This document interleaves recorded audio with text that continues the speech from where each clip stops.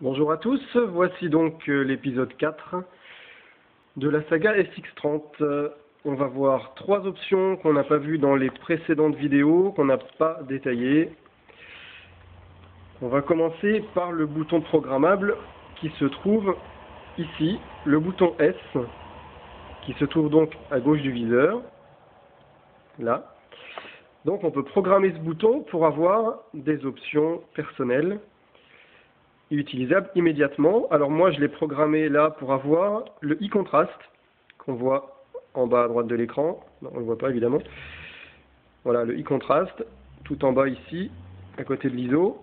Donc si j'appuie une fois sur le bouton programmable, le e-contrast s'éteint et si je rappuie, il se rallume. Ça permet de modifier une option très rapidement. Si j'avais voulu le modifier par le menu, il fallait que je fasse menu, que je descende sur le e-contrast, que je passe en arrêt et que j'appuie sur menu pour ressortir. Voilà. Alors que là, avec un seul bouton, j'active le e-contrast.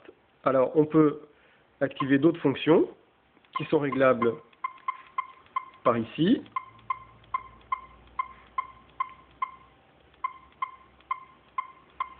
Fixer raccourci. Voilà. Et là, je choisis la fonction que je veux attribuer à ce bouton rapide. Donc ça, c'est pour ne rien attribuer. Donc c'est le bouton qui servira pour imprimer les photos quand on sera en mode lecture.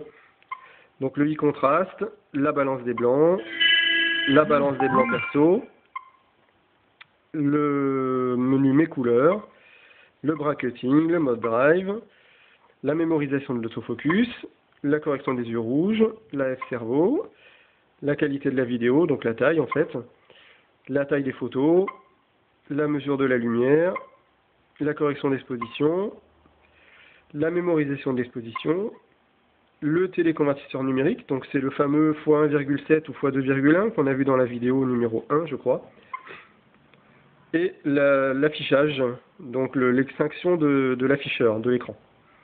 Voilà, donc moi je le laisse en e-contrast.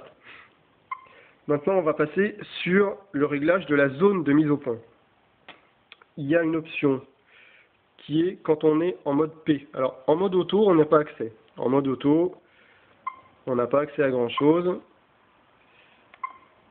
Donc là c'est pas parlant ce que j'ai fait. Voilà, quand je rentre dans le menu, je peux avoir soit la flexi-zone, soit la détection de visage pour l'autofocus. Donc que ce soit en mode P, en mode priorité vitesse, priorité ouverture, ou les modes manuels, mais on l'a pas en mode auto. En mode auto, on a en fait une composition, une détection de la scène qui va faire la mise au point en fonction de la scène détectée. Donc là, dans tous les autres modes, on peut passer en mode flexi-zone, qui permet de choisir sa zone de mise au point. Donc là, je suis en flexi-zone.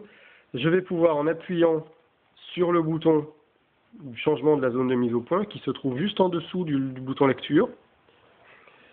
Donc là, la mise au point se fait au centre.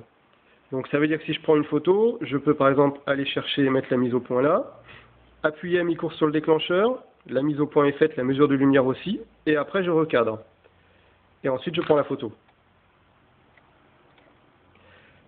Ce que je peux faire, c'est cadrer mon image, appuyer sur le fameux bouton de réglage de la zone de mise au point, ici, en dessous de lecture.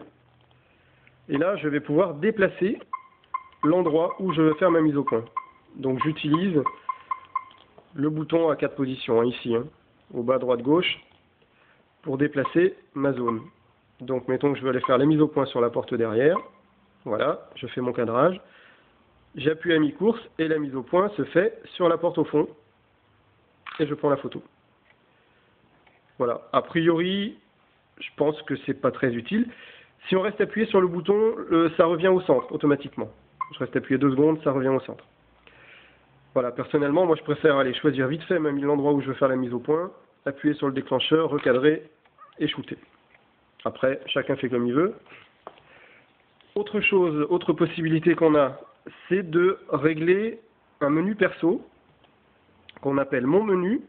Donc quand je rentre dans le menu, je vais aller à droite sur l'étoile avec le bouton de zoom ou avec la touche à 4 positions. Et là, j'ai quelques fonctions qui sont les mêmes qu'on retrouve dans le bouton menu. Et je peux régler toutes ces fonctions-là. Donc je vais dans Réglages mon menu. Ah, on voit super bien encore, hein. Est-ce que je pourrais faire quelque chose? Je crois pas. Donc je vais aller faire Sélection paramètres au-dessus. Voilà. Et là, je choisis en cochant les options que je veux faire apparaître dans mon menu. Donc par exemple, on va en mettre qu'une seule, pour simplifier. On peut en mettre jusqu'à 5, sachant qu'il n'y en a que 4 qui s'affichent à l'écran. Si on veut la 5e, il faudra faire défiler. Donc on va faire, tiens, zoom numérique. Voilà, on va mettre que celle-là. Donc je sors par menu, comme indiqué. Ah non, pardon, j'appuie sur 7 pour valider le réglage. Non, 7 c'est pour choisir, pardon. Ensuite j'appuie sur menu pour sortir. J'active ici affichage depuis mon menu, je mets oui. Je sors par menu. Je vais sortir totalement.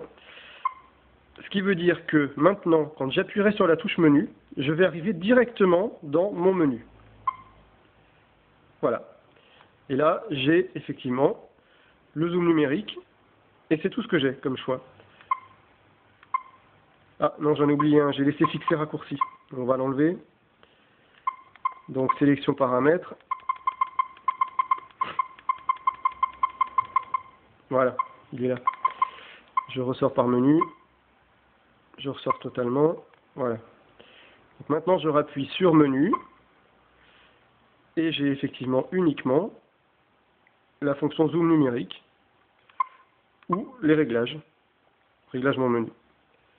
Voilà, donc je peux en mettre jusqu'à 5. On va en sélectionner d'autres. On va mettre la F-Servo, le contrôle flash, la mesure spot et lire info. Voilà. Je pense que je suis arrivé au bout là. Voilà. Je peux pas en rajouter 5 maxi. Voilà, je ressors. Voilà. Et quand j'appuie sur menu, j'ai donc mes 5 options, sachant que, ben non, j'ai dit une bêtise, on voit bien les 5 à l'écran. Simplement, la 6e qui est en dessous, c'est le bouton réglage. Voilà. Donc finalement, on peut bien en mettre 5 à l'écran. Voilà, donc j'ai les 5 fonctions que j'ai choisies. Voilà, c'est tout pour cette vidéo. Si j'ai d'autres choses intéressantes à vous montrer, ce sera donc l'épisode 5. À bientôt.